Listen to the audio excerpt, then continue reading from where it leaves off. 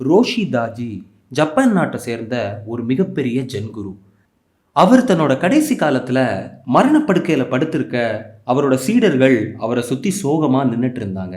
அதுல ஒரு சீடனுக்கு நம்ம குருவுக்கு இந்த வகையான கேக்குன்னா ரொம்ப பிடிக்குமேன்னு நினைவுக்கு வரவே அதை அவர் உயிர் போறதுக்குள்ள எப்படியாவது வாங்கி கொடுத்துடணும்னு முடிவு பண்ணான். உடனே அந்த கேக்கை தேடி ஊருக்குள்ள ஓடினான்.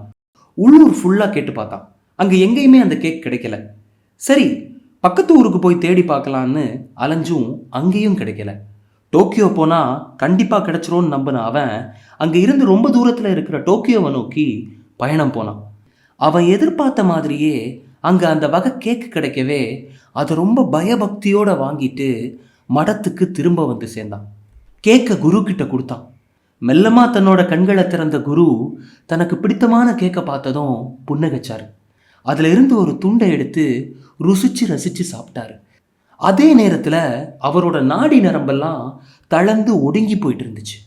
அவரோட கடைசி நிமிடங்கள் வந்துடுச்சுன்னு உணர்ந்த சீடர்கள் அவர் முன்னாடி மண்டியிட்டு நின்று, குருவே உங்களோட கடைசி கட்ட உபதேசத்தை சொல்லுங்கன்னாங்க.